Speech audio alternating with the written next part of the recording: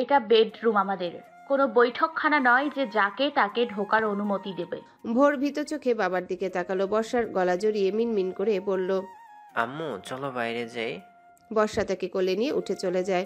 অরুণের কথা তার বিন্দু মাত্র গায়ে লাগেনি। কোনো পুরুষই তার প্রাক্তন স্ত্রীকে নিশ্চয়ই মধুর গীত শোনাবে না। পাতা তাদের যাওয়ার দিকে তাকিয়ে থাকে। ওরা বেরিয়ে গেলে অরুণের দিকে তাকালো। অরুণের নজরও পাতাতেই নিবদ্ধ। সে পাতার নাকটা টিপে দিল। পাতা প্রতিক্রিয়াহীন। অরুণ গলা থেকে তোয়ালে নামিয়ে পাতার গলায় ঝুলিয়ে কাছে টেনে আনে। এমনভাবে তাকিয়ে আছো কেন? মনে হচ্ছে বর্ষাকে আমি ডেকে এনেছি। আরে বাবা, আমি কেন ওকে ডেকে আনতে যাব? পাতা আস্তে করে ছাড়িয়ে নেয় নিজেকে। আলমারি খুলে শাড়ি সহ প্রয়োজনীয় কাপড় নিয়ে ওয়াশরুমে চলে যায়। অরুণ গলা উঁচিয়ে বলে, একা পারবে? আমি আসবো হেল্পের জন্য। ধড়াম করে দরজা বন্ধ হওয়ার শব্দে অরুণের কপালে ভাঁজ পড়ে। এটা কেমন বেয়াদবি পাতাবাহার? কথার কোনো ক্রিয়া প্রতিক্রিয়া আসে না। অরুণ ফ্লোরে পা ঝুলিয়ে রেখে বিছানায় গায়ে এলিয়ে দেয়। চোখ বুজে শ্বাস টানে। তখনই মানুষপটে ভেসে উঠে এক আদুরে চেহারা। অরুণ চোখ খুলে উঠে দাঁড়ালো। ব্যালকনি দিকে একটা খাঁচা আনে। খাঁচা খুলে বের করে আনে বিড়াল ছানাটিকে। প্রতিবারের মতো মিউমিউ করে লাফিয়ে ওঠে না। অরুণের কপালে ভাঁজ পড়ে। পাতাবাহার ছোট ছোট চোখে তাকিয়ে দুর্বল গলায় মেয়াও বলে গুঙিয়ে ওঠে। অরুণ খেয়াল করে বিড়ালটার ঘাড়ের দিকটায় জখমে ওষুধ জাতীয় কিছু লাগানো। কাল কি তাহলে এই ছোট বাচ্চাটাও আহত হয়েছে? ইস, তার ছোট পরিবারের সকলেই আহত। সে বিড়ালটিকে কোলে তুলে নিয়ে আদর করে গা বুলিয়ে বলে, জলদি ঠিক হয়ে যাও পাতাবাহার, আই মিস ইউ। বিড়াল শাবক অরুণের হাতে গাল ঘষে। অরুণ হেসে বিড়ালটিকে খাঁচায় পুরে দেয়। একেও টিকা দিতে হবে। অরুণ পূর্বের মতো বিছানায় গায়ে এলিয়ে দেয়। মিনিট বিশেক পরে পাতার আগমন ঘটে। অরুণ আর চোখে চায়। চাওয়া মাত্র এসে উঠে বসে তড়িৎ বেগে। মেয়েটা শাড়ি পরেনি, শুধু কোনো মতে গায়ে জড়িয়েছে। অনাবৃত মেয়ে লিকায়া উকিঝুঁকি দিচ্ছে অরুণকে। পাতা ড্রেসিং টেবিলের সামনে দাঁড়িয়ে শাড়িটা পরতে শুরু করে প্রাথমিকভাবে। ওয়াশরুম ভিজে থাকা দরুন এখানে আসা। লোকটা রুমেই আছে, বুঝতে পারলে আসতো না। সে ভেবেছে ভোরের কাছে গেছে হয়তো। পাতা দক্ষ হাতে কুচি দিয়ে গুজে নেয়। বুকের আঁচল ফেলে সম্মুখে আয়নায় কারো প্রতিবিম্ব দেখতে পায়। অসভ্য লোক কেমন করে তাকিয়ে আছে, যেন চোখ দিয়ে গিলে নিচ্ছে। পাতা আঁচল ঠিকঠাক করে তোয়ালে খুলে মাথার চুল মুছতে থাকে। অরুণ সরকার আর বসে থাকতে পারে না। উঠে এসে পাতার পিছনে ঘেঁষে দাঁড়ায়। হাত থেকে তোয়ালে নিয়ে যত্ন করে মুছে দেয় চুল। ব্যান্ডেজ খুলে ফেলেছো, ইটস ওকে, আমি করে দিব। বলেই ভেজে তোয়ালে সোফায় ছুঁড়ে ফেলে। সেটা দেখে পাতার কপালে ভাঁজ পড়ে। তোয়ালে তুলতে যাবে তার আগে কারো বাহু বন্ধনে বেঁধে রাখা হয় তাকে। পাতা চমকপ্রদ হয়ে ওঠে। অরুণ শূন্যে তুলে নেয় তাকে। নিবিড়ভাবে জড়িয়ে ধরে। ভেজা চুলে নাক ডুবিয়ে শ্বাস টানে। কিছু বলে না, কিছু করে না। তবে তার নীরবতা, গভীর আলিঙ্গন যেন অনেক কথাই বলে ফিসফিসিয়ে। পাতার অবুঝ মন অনেক কিছুই বুঝে নেয়। সে ছটফট করে না, আবার আঁকড়েও ধরে না। অরুণ আরেকটু চেপে ধরে নিজের সাথে। চুলের ভাঁজে চুমু দেয়। বর্ষা হাত ধরে ভোর হাসি হাসি মুখে হাঁটতে হাঁটতে রুমে প্রবেশ করে। বর্ষা ইতস্তত বোধ করে বেশ। ভোর সেসবের তোয়াক্কা না করে হুড়মুড়িয়ে মাকে টেনে আনে। কারো উপস্থিতি বুঝতে পেরে পাতা উস্কুস শুরু করে। অরুণ ছেড়ে দিয়ে দরজায় তাকায়। ভোর ও বর্ষাকে দেখে খানিকটা ঝাঁঝালো গলায় বর্ষার উদ্দেশ্যে বলে, বিনা পারমিশনে অন্যের রুমে প্রবেশ করতে নেই, জানো না? কমন সেন্সের অভাব। Get out. রুমে প্রবেশ করে দুজনকে অমন পরিস্থিতিতে দেখে বর্ষাও বেশ অস্বস্তিতে পড়ে। সে কিছু বলবে এর আগে ভোর নাকের পাটা ফুলিয়ে বলে, মাকে বকছো কেন? এমনি এনেছি মাকে, মা একটুও বকবে না। পাতা এপাশ ফিরে শান্ত চোখে ভোরের দিকে চায়। ভোরের নজরে পাতা পড়ে না। অরুণ গম্ভীর গলায় বলে, আচ্ছা বকলাম না, ভোর এদিকে আসো। অসুস্থ শরীর নিয়ে এভাবে দৌড়ঝাঁপ দেয় কেউ? ভোর এগিয়ে যায় বর্ষার হাত ধরে। ও আব্বু, আমি একটু মার সাথে নানু বাড়ি যাই, প্লিজ আব্বু, প্লিজ। অরুণ কপালে গাঢ় ভাঁজ ফেলে বর্ষার দিকে চায়। বর্ষা ভোরের মাথায় হাত বুলিয়ে খানিক অনুনয় স্বরে বলে, না করো প্লিজ। কাল ভোরে আমাদের ফ্লাইট। আগামী 4-5 বছরেও আসা হবে না। এইমাত্র কয়েক ঘন্টার জন্য নিয়ে যাব। বাবা মাও দেখতে চেয়েছে। প্লিজ অরুণ, আমি ওর যথেষ্ট খেয়াল রাখবো। পাতার মনটা দুরু দুরু করে। সে চায় না ভোর ওনার সাথে যাক। সে অরুণের দিকে চায়, লোকটা যেন মানা করে। অরুণের কপালের ভাঁজ শিথিল হয়। তোমার এসব ইমোশনাল কথা বলে ছেলেটাকে রাজি করেছো। ছেলে বলতে পারে, আমি না। বোর কোথাও যাচ্ছে না, না মানে না। পাতার মুখ উজ্জ্বল হয় খানিক। তবে ভোর দৌড়ে এসে অরুণের হাত ঝাঁকিয়ে অনুরোধ করে বলে, আব্বু প্লিজ, আমার না ওই নানু বাড়ির কথা একটুও মনে নেই। আমি যাব আর এক্ষুনি আসবো, একটু যেতে দাও না প্লিজ। কানে শুনতে পাও না? না বলেছি না? অসুস্থ শরীরে মার খেতে না চাইলে চুপচাপ গিয়ে বিছনায় শুয়ে পড়ো, যাও। ভোরের চোখ ভরে ওঠে নিমিষে। নাকের পাটা ফুলিয়ে ফুপিয়ে ওঠে। বাবার হাত ছেড়ে পাতার হাত ধরে বলে, ও আব্বু, আব্বু, আব্বুকে বলো না রাজি হতে। ও আম্মু, আম্মু, আব্বুকে বলো না রাজি হতে। আমি একটু যাব প্লিজ। আমার না খুব যেতে ইচ্ছা করছে। একটু বলো না আব্বুকে। প্রতিবারের মতো এবার আর ভোরের ক্রন্দনরত মুখটা দেখে ইচ্ছে হয় না তার জেদের জন্য আপিল করতে। সে ভোরের মাথায় হাত বুলিয়ে বলে, অসুস্থ না তুমি? অন্য কোনো দিন যাও। ভোরের চোখ এবার বাঁধন ছাড়া হয়। পাতার হাত ছেড়ে বর্ষার কাছে যায়। পাতার বুকটা কেঁপে উঠল নিমিষে। সে ঢোক গিলে। বর্ষা এবার অরুণকে বলে, অরুণ, আমি বরুণকে নিয়ে হারিয়ে যাব না, সহি সালামতে তোমার কাছেই ফিরিয়ে দিব। একটু সময় আমার ছেলেটার। ভোর আমার ছেলে, শুধু আমার। ও কোথাও যাবে না, তুমি যেতে পারো এখন। হুঙ্কার দিয়ে বলে অরুণ। বর্ষা দমে যায় না। সেও চিল্লিয়ে বলে, তুমি বোধহয় ভুলে যাও ভোরের জন্মদাত্রী মা আমি। ওর উপর আমারও অধিকার আছে। ছেলেটা আমার সাথে যেতে চায়, আমি নিয়ে যাবই। জন্ম দিলে মা হয়ে যায়? হবে হয়তো, তবে মমতাময়ী না। এটা তো ভোরের দুর্ভাগ্য যে তুমি তার জন্মদাত্রী। দুধের বাচ্চাকে রেখে যাওয়ার সময় মাতৃত্ব কোথায় গিয়েছিল? এখন হঠাৎ এত দরদ ভালোবাসা উতলে উতলে পড়তেছে। থাক পুরোনো কথা। দেখি তোমার কত বড় স্পর্ধা, নিয়ে কে দেখাও।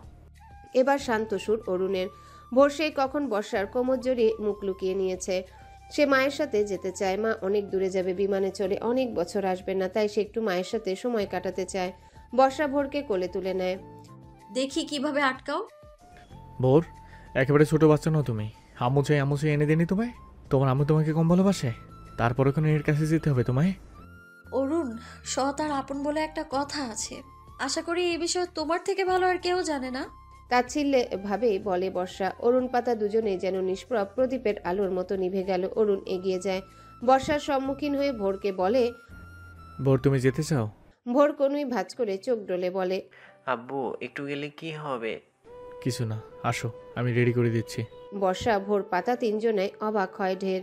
ভোর উজ্জ্বল লেচনে জিজ্ঞাসা করে, সত্যি আব্বু?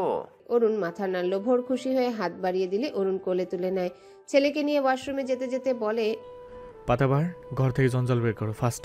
পাতার অধর কোণে হাসির রেখা দেখা যায়। এই নাকুচু ম্যানারলেস কপট লোকটার চাল বুঝতে বাকি নেই। বর্ষা আহাম্মক হয়ে দাঁড়িয়ে। পাতা গলা খাকারি দিয়ে বলে, ঝাড়ু আনবো ওই জঞ্জাল পরিষ্কার করতে।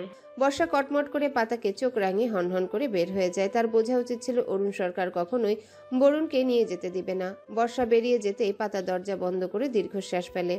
তার জীবন নাটক সিনেমার থেকেও কোনো অংশে কম নয়। তবে ছোট ভোরের উপর তার বেশ অভিমান হয়। সে যখন কোনো বাচ্চাকে কখনো আদর করে নবাব গাল ফুলিয়ে বসে থাকবে, আর এখন মাকে পেয়ে আম্মুকে ভুলে গেল।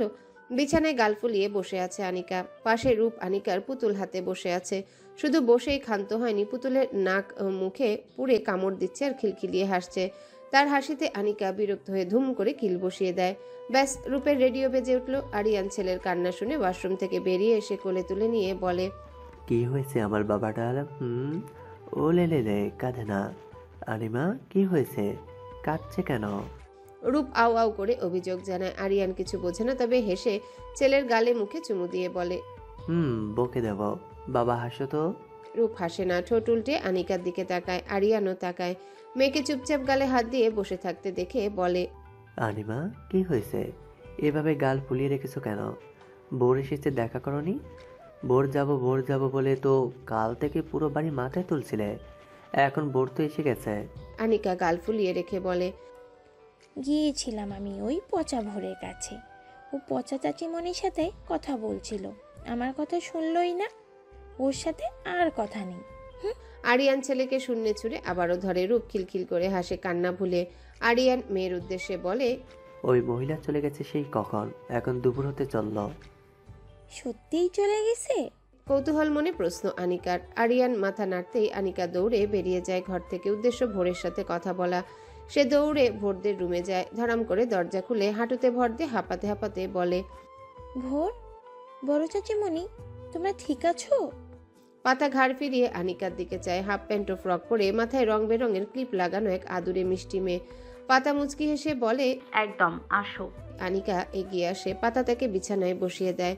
ভোর কম্বল থেকে মুখ বের করে একবার দেখেনি, আবারও লুকিয়ে পড়ে। সে সবার সাথে রাগ করে আছে। আব্বু তখন তাকে বোকা বানিয়েছে, তাকে রেডি করানোর কথা বলে নিয়ে যায়। রেডি হয়ে ভোর এসে মাকে পায়নি।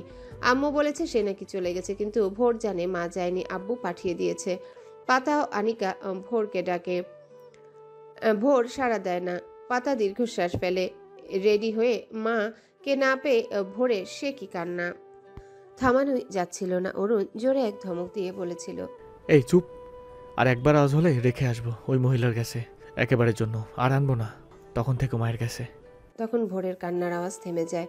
সে মায়ের সাথে থাকতে চায়নি তো, সে মাকে ভালোবাসলেও মা তো তাকে ভালোবাসে না। তবে সে শুধু একটু সময় কাটাতে চেয়েছিল। সে আব্বু আম্মুর সাথেই থাকতে চায়। আব্বু তাকে ওখানে রেখে আসার কথা বলতে পারলো? আব্বু তুমি মিথ্যুক বলেছিলে যেতে দিবে।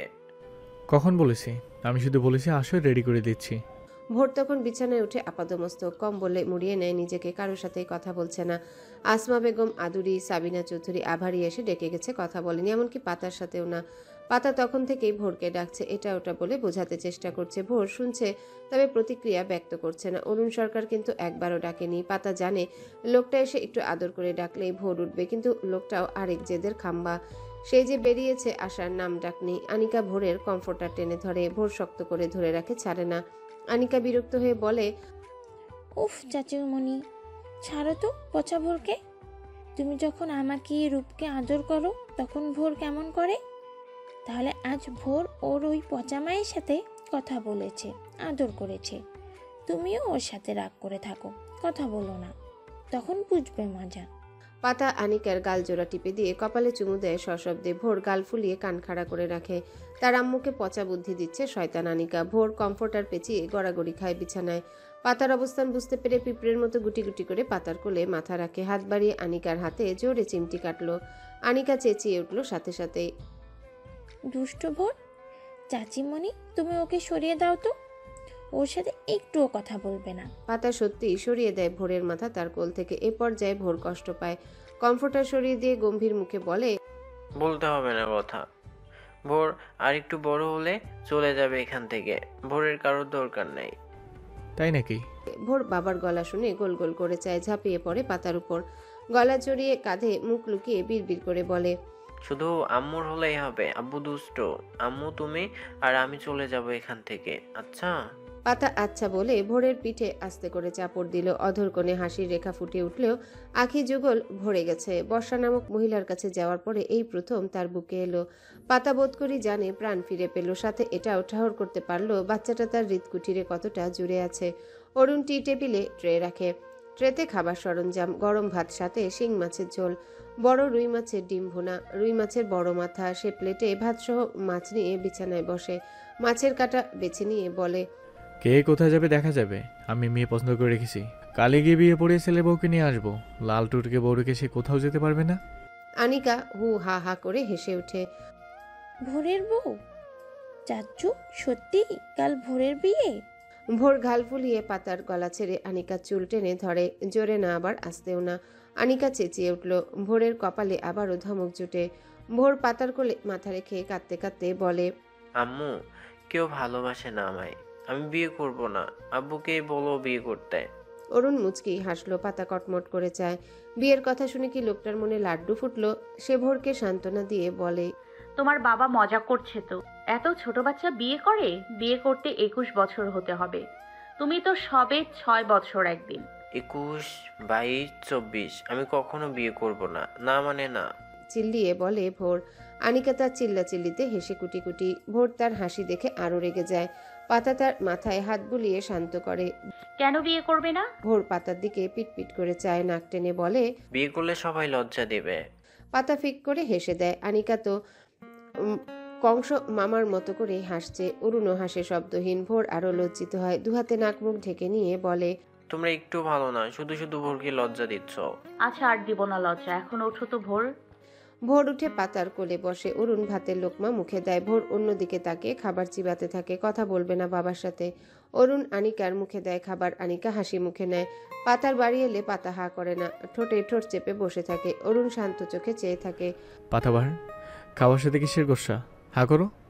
পাতা বাচ্চাদের দিকে চায় আর চোখে, দুজনেই তার দিকে তাকিয়ে আছে। পাতা হা করে অরুণ তার মুখ ভর্তি ভাত দিয়ে বলে, আমি খুবই বাজে একজন মানুষ, খুবই বাজে।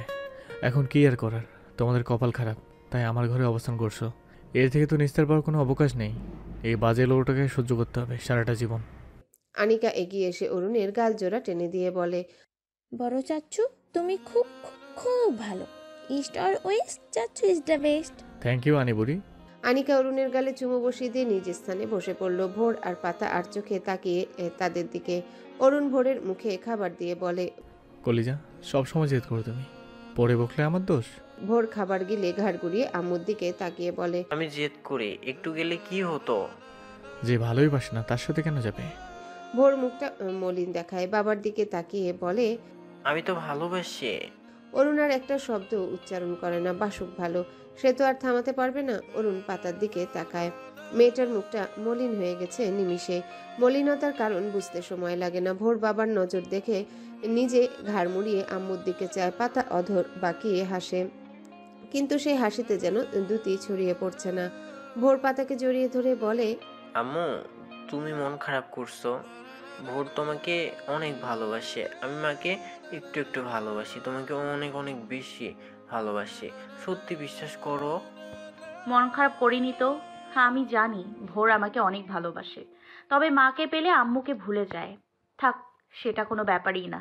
ভোর পাতাকে ছেড়ে দিয়ে কাঁদো কাঁদো গলায় বলে, ভোর একটু ভুলে যায়নি তার আম্মুকে, সত্যি বলছি। আম্মুকে কি কখনো ভোলা যায় কি? পাতা মুচকি হেসে মাথা নেড়ে বলল, যায় না। কখনো না। ইস্ট অর ওয়েস্ট, ভোরের আম্মু is the best. I love you আম্মু। পাতা তার মাথার চুল এলোমেলো করে দিয়ে হাসে। ভোর উঠে দাঁড়িয়ে পাতার গালে কপালে চুমু খায়। পাতার মন খারাপির রেশ, হালকার উপর ঝাপসা অভিমান, সব উবে যায় কর্পূরের মতো। বর্ষা ভোরের মা, ভোর ভালো বাসতেই পারে, এতে কোনো দোষ নেই। মোদ্দা কথাটা হলো বর্ষা তার জীবন থেকে অনেক দূরে, ফিরে আসার চান্স শূন্যের কোঠায়। অরুণ আস্তে ধীরে সবটুকু খাবার খাইয়ে দেয় তিনজনকে। খাওয়া শেষে ওষুধপত্র খাইয়ে দিয়ে সব গুছিয়ে নিয়ে নিচে যায়। আনিকা অরুণের সাথেই বেরিয়ে আসে। ডাইনিং টেবিলে আরিয়ানকে দেখে এসে বাবার কাছে যায়। অরুণ সব কিচেনে রেখে নিজেও ডাইনিং টেবিলে বসে। সুফিয়া তার প্লেটে খাবার দেয়। অরুণ আরিয়ানকে উদ্দেশ্য করে বলে, রুবি অফিসে? সে তো অফিস জয়েন করে স্বামী বাচ্চা বলতে বসেছে। হাসতে হাসতে বলে আরিয়ান। প্রতি উত্তরে অরুণ মুচকি হেসে খাবার মুখে নেয়। ও কাজে খুবই আগ্রহী, সে যাক। বিড়ালটিকে ওষুধ লাগিয়েছে কে? আমি পশু হাসপাতালে নিয়ে গিয়েছিলাম, তারাই ওষুধ লাগিয়ে দিল, টিকাও দিয়েছে। Thanks Adu. Mention not big bro. আরও টুকটাক কথার মাঝে অরুণ খাওয়া দাওয়া শেষ করে বেসিনে হাত ধুয়ে নেয়।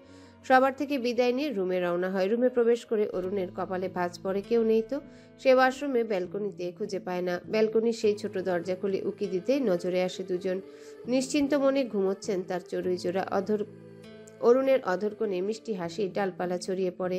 সে কতক্ষণ তাকিয়ে দেখে। ভোর পাতার দিকে পিট করে পাতার একটা হাতের উপর মাথা রেখে হা হয়ে শুয়ে আছে, আর পাতা হাত পা গুটিয়ে শুয়ে আছে। তার শাড়ির অবস্থা যাচ্ছে তাই। অরুণ রুমে ফিরে আসে, দরজা বন্ধ করে বিছানা থেকে কমফোর্টার নিয়ে ও ঘরে যায়।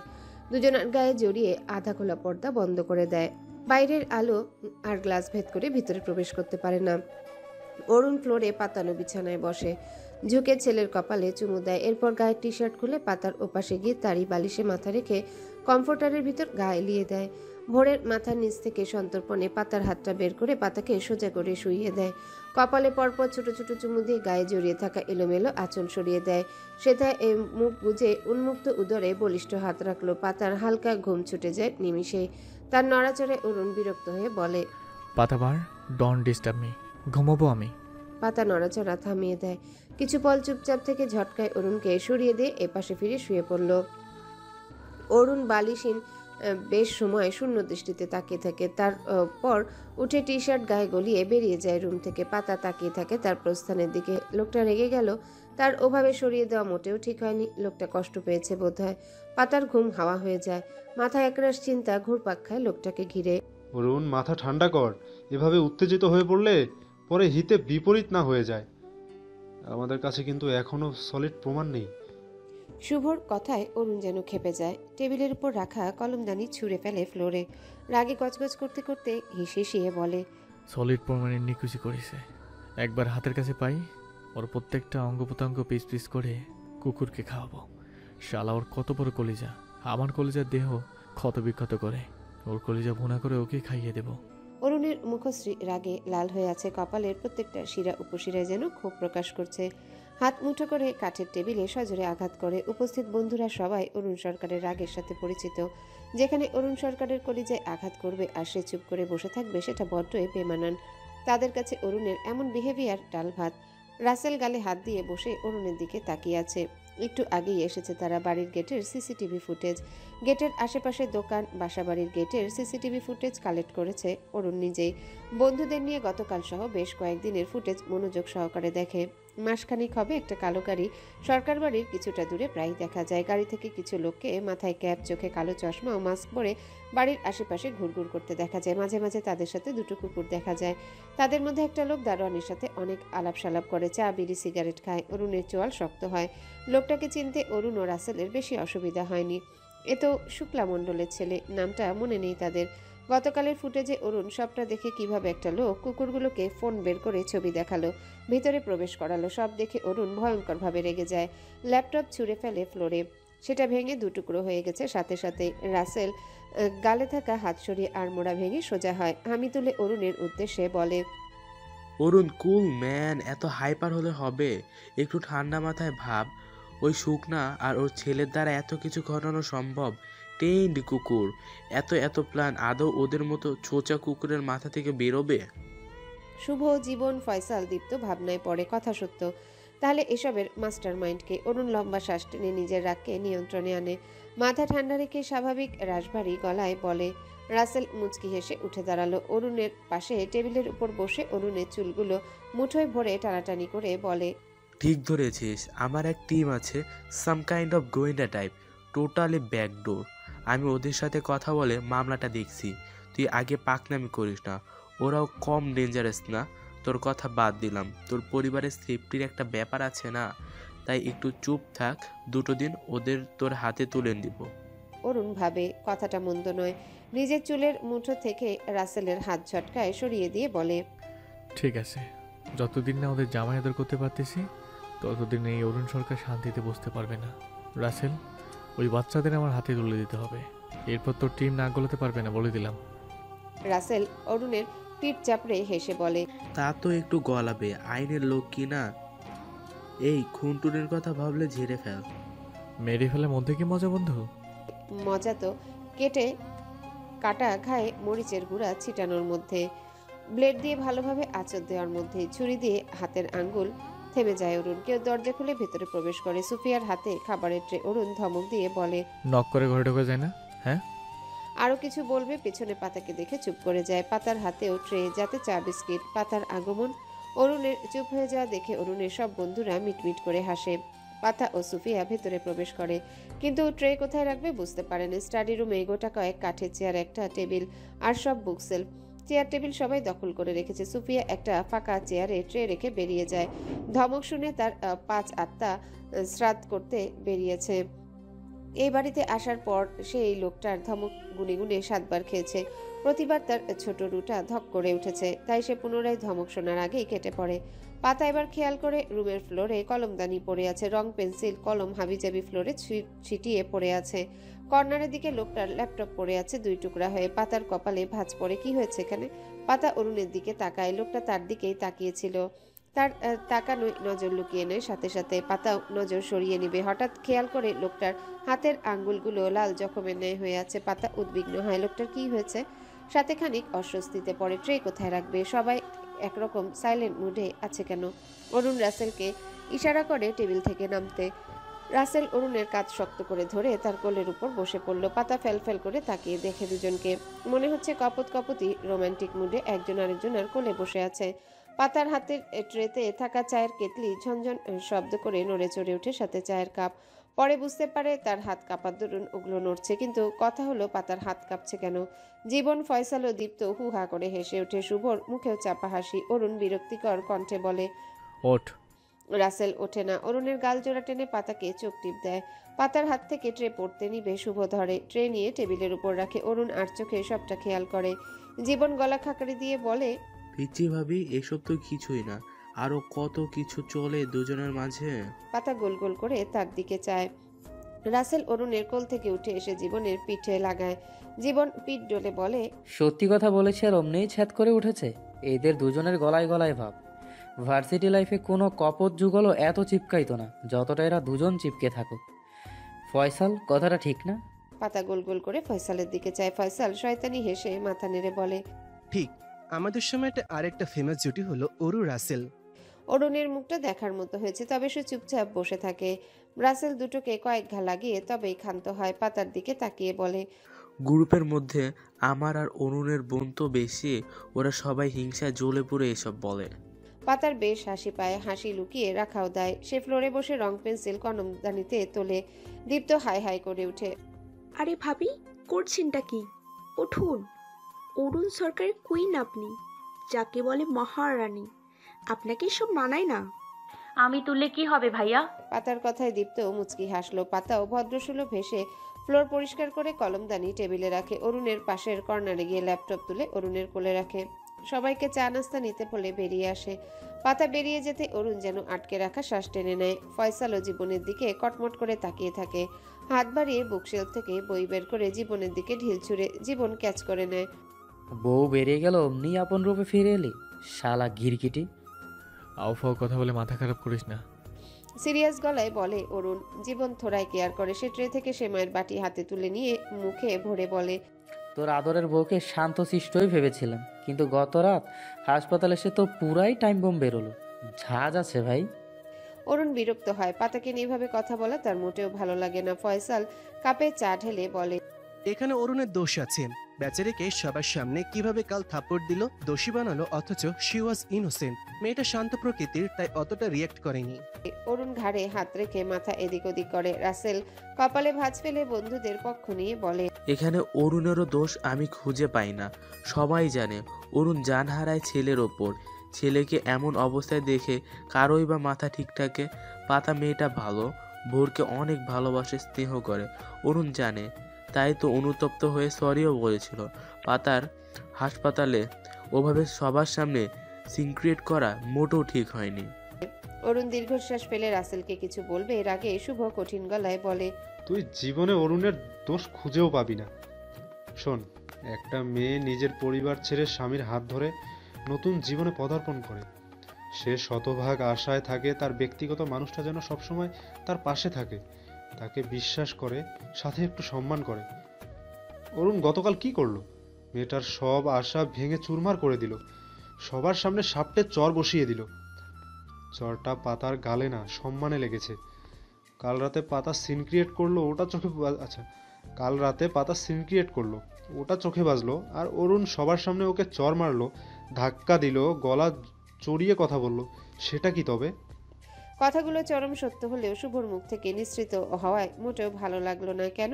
শুভ পাতাবাহারের এককালের ক্রাশ ছিল, তাই কিসব ছেলে মানুষই চিন্তা ভাবনা।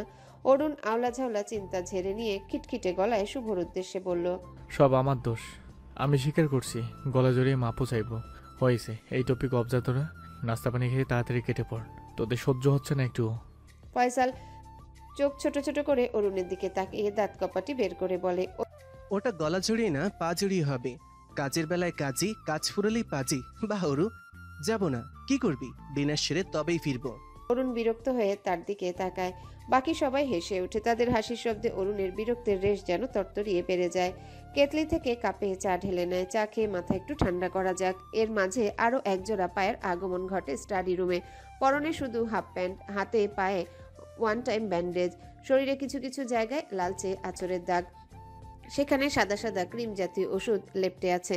হালকা গুলুমুলু ও ভোর সরকার একদিনের ব্যবধানেই যেন শুকিয়ে গেছে অনেকটা। ভোর একটা ছোট বাটিতে কিছু বরফ কুচি নিয়ে এগিয়ে যায় বাবার দিকে।